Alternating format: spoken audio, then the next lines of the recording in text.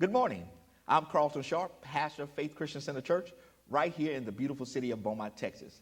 And I'm here today on what's happening in our neighborhood with Councilman W.L. Pate Jr. Welcome, Councilman. Reverend, thank you so much for inviting me to be here. When you say what's happening in our neighborhood, now you're talking my language, because when I start talking about Beaumont, people say, "Are you on the payroll of the Chamber of Commerce?"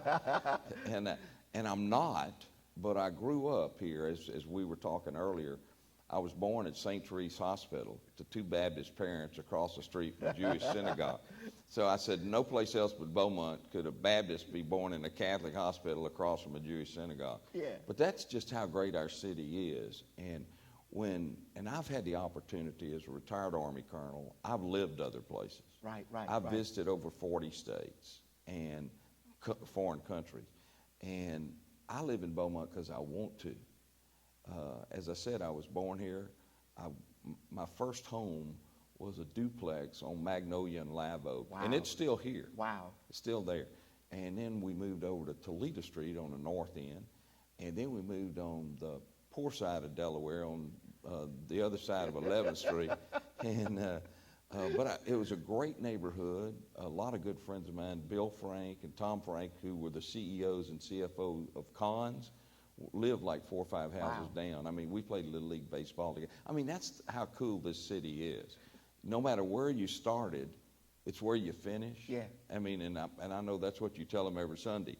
Doesn't matter where you are now. That's it. We got a plan for you, and where you want to finish is where God is, not where you are now. Now, Councilman, there are some great things that are happening in Beaumont that people really don't know about. So can you share some of those things? Oh, absolutely. You know, one of the things that's so important is to realize the investment that's being made by private enterprise. That's their money. Yeah. Okay. Yeah. Now, we'll talk about our streets and some of the things that we've done. But when you have people that are taking money out of their own pocket to build stores, to build homes, and for instance, out on South Park area, right there at MLK, and Cardinal Drive, our friends from Tricon, Elias and Ahmad Sarkis, two Lamar University graduates, built a brand new facility, Express Mart, it's about $2.5 million. Wow. Plus, for all our Lamar students, I know they're excited, there's a Little Caesars pizza.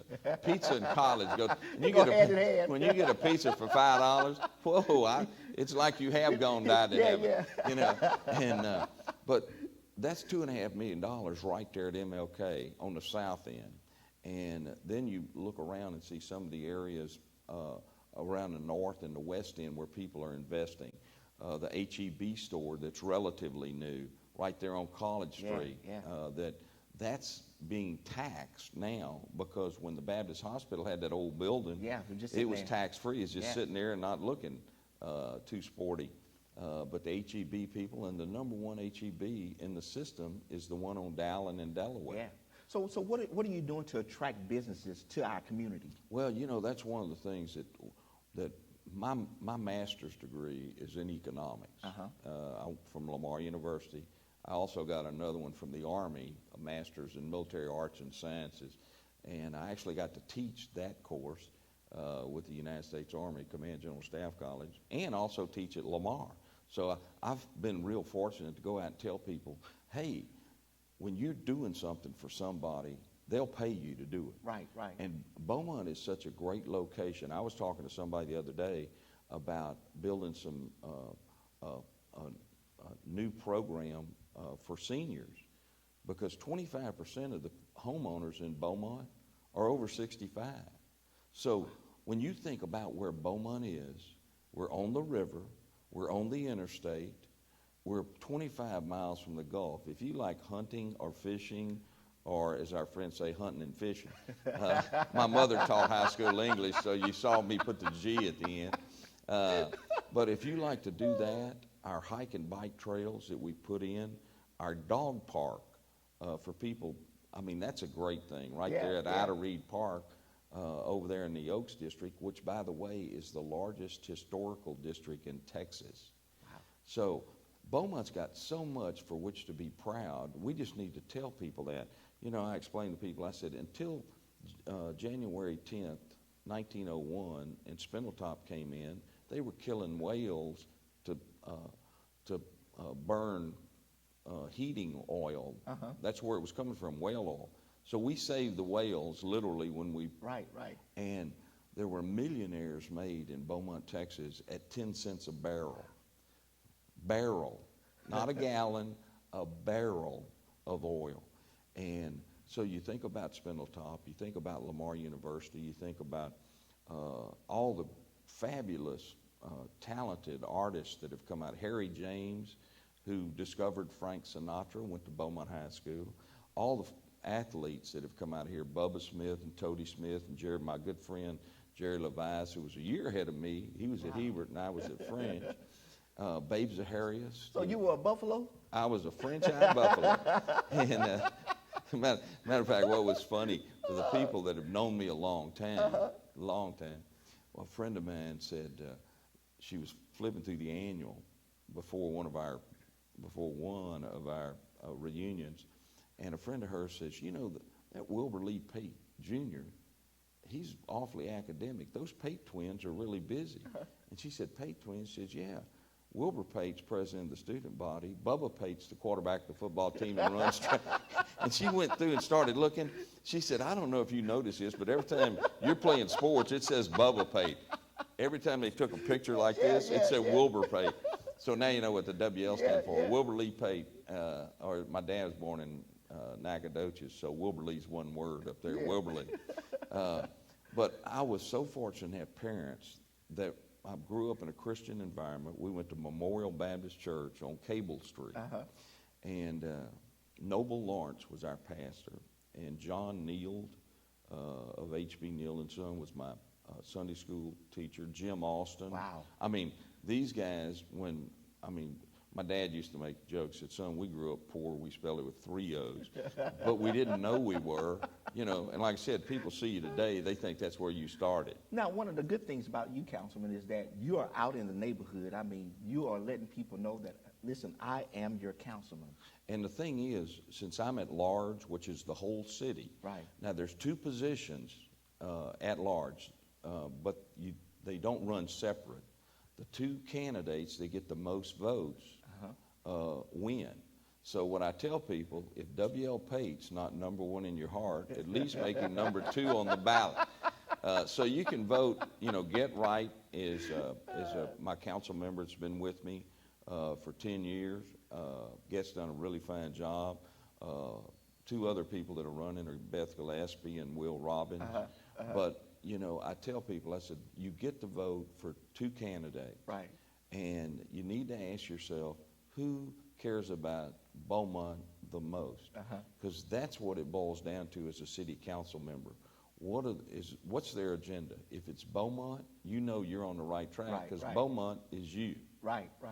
And it is the neighborhood. Now, one of the things that I've been noticing is that just watching our community is that our young people are getting educated and leaving.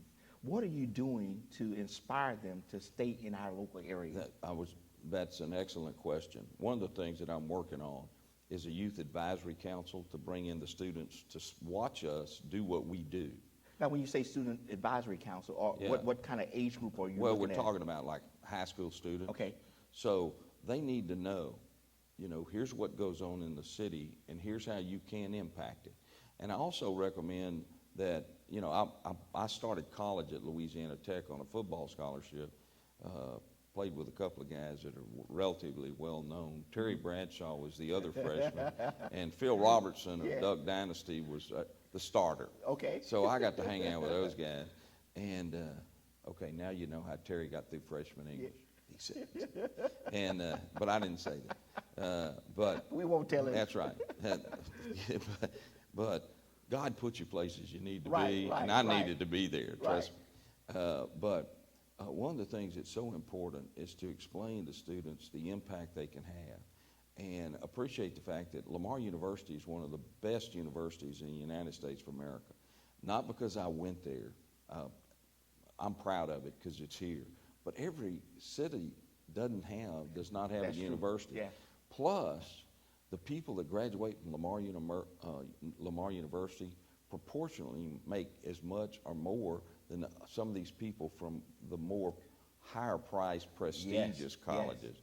And if you go to LIT, and everybody, as you know, Reverend, is not a 4-year college student. That's right. LIT, when you leave LIT, you can walk into a job paying $80,000 a year. And that's only after 2 years. 2 years. And so that's one of the things, is telling everybody, look, you have an opportunity to go to a great university. You don't have to go off. Right. Since I've gone off and come back, I know how good Lamar is. But also understand how proud you should be of your community. You're in it. Yeah. I mean, you're looking in the mirror and go, I don't like Beaumont. Well, you're talking to yourself. Right, because you are Beaumont. You are Beaumont. And when you think about it, the reason I'm in Beaumont, because I do, the kind of work I do is consulting work and recruiting and headhunting and things like that for executives and doctors and things like that. But, so I could be anywhere. I could do this. Matter of fact, I used to have 3 offices in Houston, and never crossed my mind to move over there. Just, I said, 15 minutes, I can be anywhere. Anywhere in Beaumont. And I have some of these millennials that'll say, I want to go to Austin. I said, listen, Austin's a great place. Got a lot of friends live in Austin. Go visit Austin. But get on I-35. That's right. But park on I-35. Yes. And, Dallas I got a lot of friends in Dallas. Visit Dallas. You can drive up there in 4 hours. Otherwise, if you move there, you're going to be in the traffic 4 hours a week. Waiting. Same thing with Houston. Great place to visit. But I can leave Beaumont and meet some friends at Minute Maid Park or NRG Stadium, and I can get there faster than they can. They live in Harris County. And you go, why would you want to do that? I mean, you're a smart person. So I tell the millennials, and this ties into another program that I really want to, that I've talked about at council. I want to sit down with the local businesses like Jason's Deli. A lot of people don't know Jason's Deli is in Beaumont. It started, the corporate headquarters is here. And expanded from here. And 280 stores they have there in like 28 states. Joe Tataris is a terrific, his lovely wife Shelley, they're great people. But how can we help Joe be better? How can we go to the Buscemi's and the Fertitas out at TextJoy and say, what can we do to help you to add more employees? What can we do to Helena Labs? They're a worldwide company. And he went to French High School about 10 years ahead of me, Tipton Goliath, and he went to Lamar. But you look at that, Con started here. They still have some of their corporate headquarters here in Beaumont. But go to the local facilities and say, how can we help you get bigger and better? Because we're growing it in our garden. Right. We love ExxonMobil and BASF and all the great chemical industry. But every time that they build something, they don't need 2,500 people to run it. They might spend $1 billion to build something and add 75 employees. Right. Well, we want them to be our employees trained at Lamar, but we also want to take the local business and say, look, how can we help you? Because the biggest growth for employment is small businesses under 250 employees. Coburn's is here, Don Maloney and Bill Geiser and all those guys. Yeah. But sit down with them and of course, like I said, knowing these guys for decades, how can we help you? Because if they could get a supplier, for instance, closer to Beaumont, that cuts down their turnaround time and everything. How can we help you get them over here? And this is the thing that I think will plant seeds in our garden so that it continues to grow. Because when you look at a city like Ponca City, Oklahoma, Conoco owned that city. But guess what happened when Conoco moved their headquarters? They're looking around and going, holy mackerel. Got to diversify. Yeah, we got to do something else. And that's one of the cities that literally, fortunately, we don't have one guy like Conoco. But they're an example of a city that went out and said, okay, what can we do with the local community? And so it's a great example on economic development. Like I said, my background all of my businesses, I sign the check in the bottom right-hand corner. You know how it is. And I've had thousands of employees because I was in the staffing business. And literally, it's always, how can I help you? Which is exactly what you're telling people every Sunday. How can I help you? I got a plan. Your plan didn't work. So after 10 years of being on the council, you still feel the excitement to expand Beaumont? Oh, absolutely. I wake up every day. First thing I say is, thank you, Lord, for another day. And people that know me, it doesn't take long. We'll start talking. I'll say, you know, if your heart's in the right place, if you got the right beliefs, you're going to do the right thing. Because it's always, what can I do for you? Not what are you going to do for me. Right. And which is what you preach every single Sunday. Right. Listen, how can I help you? And I got a plan that'll help you. And that's what I want to do. I'm energized every single day because I'm so proud of Beaumont.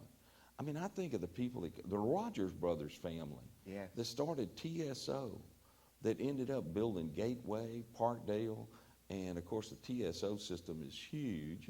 And I still know, you know, of course, Regina, but Debbie Rogers, who's married to Jay, and Jordan, and all the, you know, the siblings that are my age, right. You know, 25 or 30 or 40 or 50. But to know the impact that they had out of Beaumont, Texas. We got the #1 military port in the world, the #3 port right here in the United States of America at Beaumont. And we sort of take that for granted. Beaumont is such a great place. And I mean, like I said earlier, people say, are you on the payroll of the chamber? I say, no, I actually pay them to belong. But we ought to be proud of our city. And we can only be proud if somebody's telling us, hey, have you thought about this? You know, the first black athlete to play in the Southwest Conference was Jerry Levice out of Hebert High School in 1965. Wow. And he was on the Tonight Show one night with Johnny Carson. And Johnny said, Jerry, where'd you grow up? He said, Beaumont, Texas. And just off the top of his head, pro football capital of the world. That's right. And Carson looks at him like, you know, he goes. And then he started listening to all the people that Yeah, came. he said, who's from Beaumont? And thinking he's going to say me and you. And he goes, I don't know those guys. He said, besides me, there's Mel Ford, Miller Ford, Warren Wells, Bubba Smith, Toady Smith, Gus Holloman, Johnny Fuller, Louis Kelter, Anthony Guillory, Wayne Moore, who played for the And Johnny Carson probably said, wow. He looked at him, he said, all those guys from Beaumont? He said, yes, they are. He goes, must have been tough to get the pickup game. And of course, and Jerry said, it was. But Jerry's story is a story of somebody who didn't weigh enough to play football for Coach Ozan. And he weighed, and he put rocks in his pants to Just weigh to increase again. his weight, And the rocks broke through the pockets. And Coach Ozan said, if this boy wants to play football that bad, we're going to keep him on the team. Now here's a guy who never weighed over 170 pounds in his life. And if he's 5'8", you know, I'm surprised. Made All-American, was All-Pro in the NFL because he believed he could. And Beaumont needs to be the city that believes it can. That's good. Because once we do, we've got all the resources you need. That's good. And when you got that, the only thing holding you back, as my dad used to tell me, is the person you're looking at when you comb your hair. Of course, it doesn't take me long. I was just going to say that. It doesn't take long. But, you know, he had the same haircut I did, you know. But having been in the Army, this wasn't a departure of some of the ways I used to have it cut anyway. But that's just it. When we tell people just how great Beaumont is, and that's one of the things that I think we really need to do is focus on saying, let me tell you about Beaumont. Because it's kind of like telling people about Babe Zaharias that grew up here. Women couldn't even vote when she was born in 1911. She was a 3-time All-American in basketball, world and Olympic track and field record holder. She took up golf. She won 14 golf tournaments in a row. She won 17 out of 18. First American woman to win the British Open. She played in 4 PGA events and had to qualify. 2 of them, she won money. She's the only female to ever win $1 on a PGA Tour event. She did it twice. The ladies that are trying to play now get a sponsor's exemption, and none of them have made the cut. In 1945, before I was born, Babe played in a Pro-Am at Phoenix and won it. She shoots 67. Byron Nelson, Hall of Famer, who won 13 golf tournaments in a row, one behind Babe, shot 69. Wow. Sam Snead, who won more tournaments than anybody, shot 70. She beat the 2 greatest golfers on the planet at the time. And here she is from Beaumont, Texas. And she was the first spokesperson for cancer when she had colon cancer, because that's unfortunately right after she won the Babes of Harriet's Open, which was right here in Beaumont. If she hadn't died, we'd still have an LPGA tournament here. But she won the tournament in '53. They discovered cancer. They did what they could do with scalpels back then. Now you got lasers and all this other stuff. Right. She came back. She said, "Lord, please let me play golf again," because they told her she'd never hit a golf ball again. The next year, she comes back and wins the U.S. Open by 12 shots, playing with the colostomy. People wouldn't even go outside with one of those back then. When you realize just how phenomenal that was, and that's a girl grew up right here in Beaumont, Texas. We have so much for which to be proud, and I was talking to you about how proud I am of what you've done to this theater, having been an individual that came in to watch the movie. This is so great. The facility is terrific, and the more that we can get the word out. That's what St. Paul wanted to do. He said, "Let me see. My job is to go out and spread the good news." Well, there's a lot of good news about Beaumont. Well, good.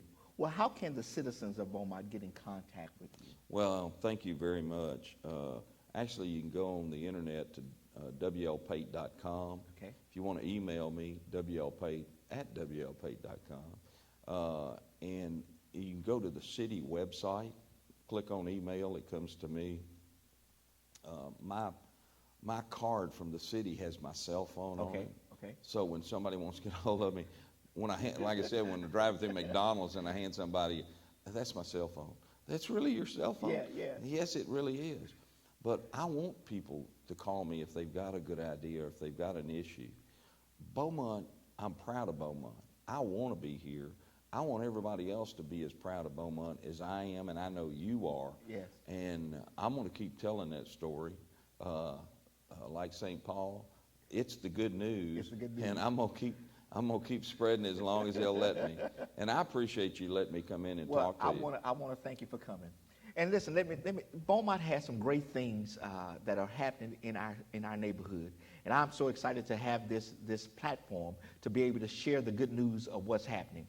So I want to thank Councilman W.L. Pate for joining us today, and I want to thank you for joining us. And now I'm so excited to have you here today, and we'll see you next time on our broadcast.